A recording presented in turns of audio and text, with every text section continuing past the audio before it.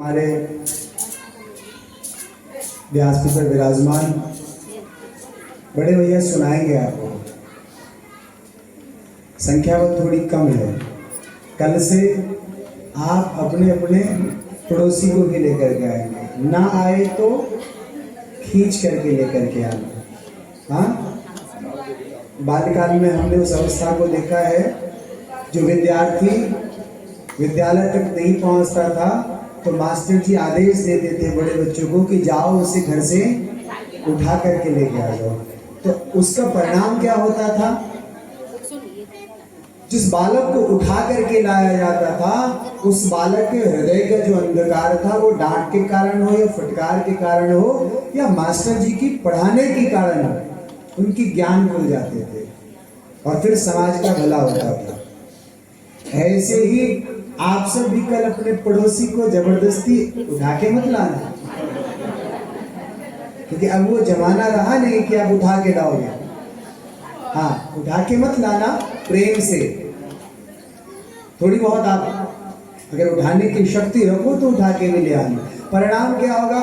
जितना पुण्य उन्हें कथा में आने का मिलेगा उसका 4 हिस्से में 1 हिस्से का पुण्य आपके भाग्य में भी आ जाएगा। बोलो राधे राधे। व्यासपीठ पर विराजमान सुखदेव स्वरूप बड़े भैया हैं और इनकी वाणी इतनी मधुर करण जो मैं पहली बार सुन रहा हूँ, लेकिन मुझे ऐसा अनुभव लग रहा है कि शायद मैं कई वर्षों की कथा के बाद भी इनकी कथा जहाँ जाऊँ जहाँ मुझे आकर एक कुछ श्रवण करना पड़ेगा। मेरा परम सौभाग्य है कि आपकी कथा में उपस्थित हुआ। मैं आपको छोटा सा प्रसंग बताता हूँ श्रीमद् भागवत जी की, जो शायद बड़े भैया बाद में बताएंगे आपको। गोकर्णों का आख्यान, धुंधकारी वो धुंधली।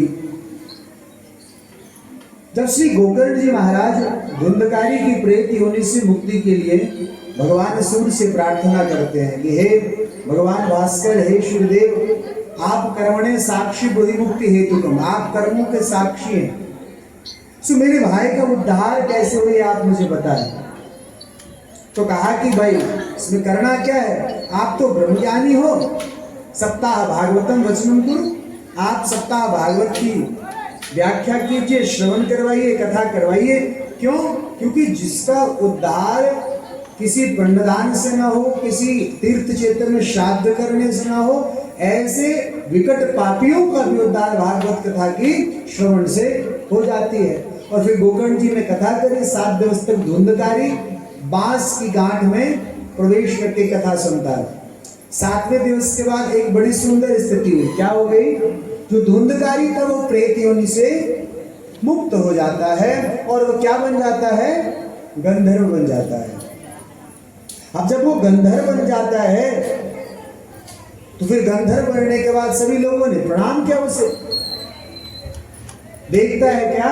सभी लोग के देखते देखते आसमान से विमान उतर जाती है और विमान पर आते हैं कौन? तो नारायण के दूत। और धुंधकारी जो गंधर्व बना रहता है उसके हाथ को पकड़ करके विमान पर बिठा लेते हैं। अब वहां जो आप लोग जैसे जो श्रोता थे उनके मन में बड़ी संशय हुई।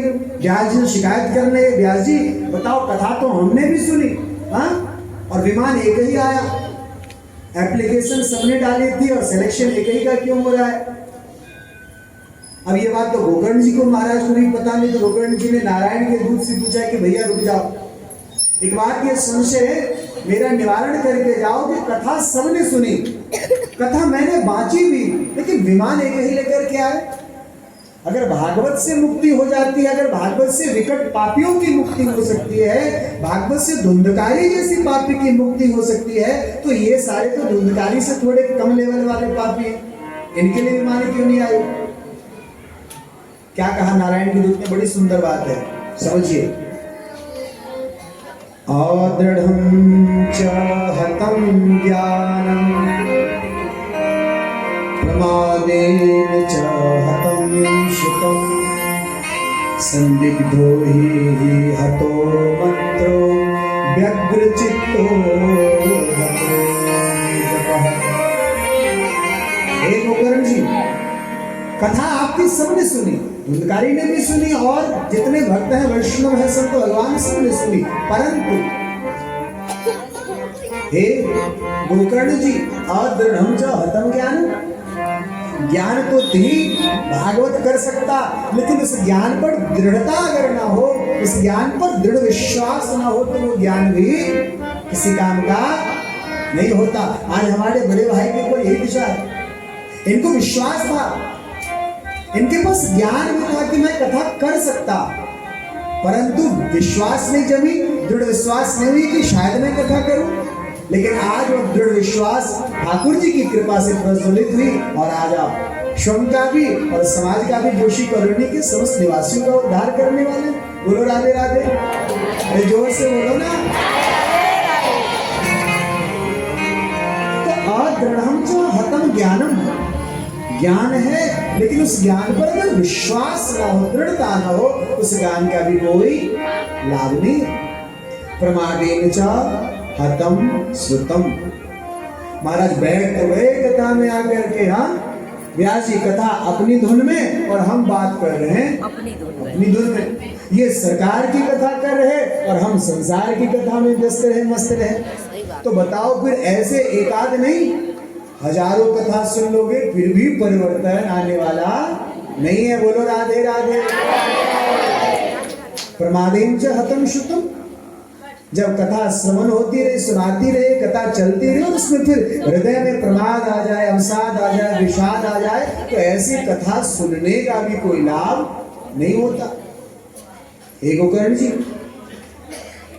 संदिग्धो ही हतो मंत्रो, गुरुजी ने विशेष भागवत में कई सारे मंत्रों का गुरुजी उल्लेख करेंगे, आप लोगों के सामने पंडित जी करेंगे। अब उस मंत्र को आपने प्राप्त तो कर लिया, लेकिन मंत्र पर संदेह है, हाँ कि ये जो कह रहा है भागवत, जो श्लोक कह रहा है, ये जो कह रहा है, बात सच्ची है या नहीं? ऐसा तो नहीं कि पैसा कमाने के लिए बिठा लिया भागवत जी को, बस अपनी रोटी सेक रहा है। हाँ तो संदिग्धो ही हतो मंत्रो, अगर आपके पास मंत्र है और उस मंत्र पर अगर आपने संदेह कर लिया, फिर उस मंत्र को भी पढ़ने से जपने से कोई फल नहीं होता है। बोलो राधे राधे। और व्यग्रचित्तो हतो जपः।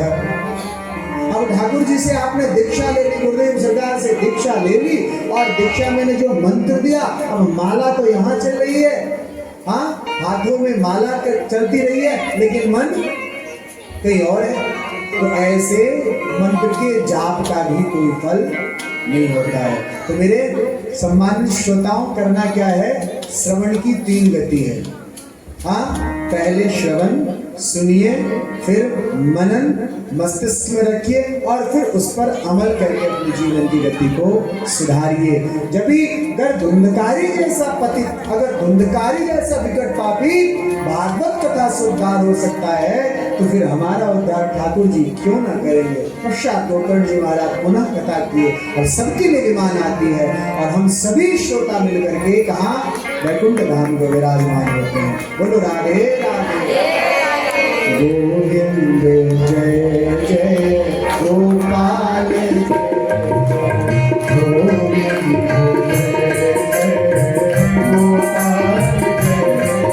श्री राधा रमण हरि गोविंद जय श्री राधा रमण हरि गोविंद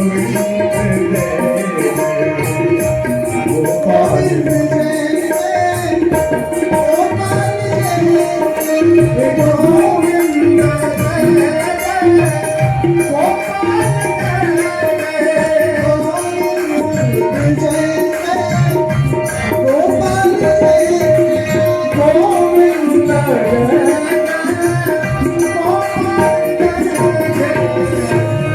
एक बार सुन लो, भाव से बोलिए राधे राधे।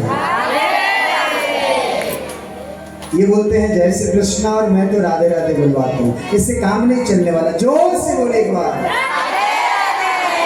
और आनंद से बोलिए। बस कथा में मैं ज्यादा देर अवरुद्ध नहीं कर सकता, इतनी सुंदर कथा चल रही है, वाणी में त्रुटि के लिए दास क्षमा मांगता है। पुनः व्यासपीठ पर सुख स्वरूप विराजमान हमारे पुण्य श्री श्रीमान सुनील शास्त्री भैया का पावन चरणों में कोटि से प्रणाम, इस दास का भागवत भगवान को प्रणाम का, आप सभी सम्मानित श्रोताओं को हृदय पुरी पर विराजमान सरकार को प्रणाम करते हुए राधे राधे।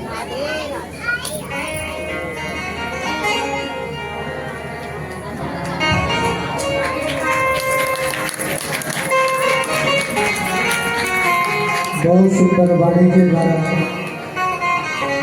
जो रसस्वादन आपने कराया है कभी नहीं भूल पाएंगे हमारे जोशी कॉलोनी वासी।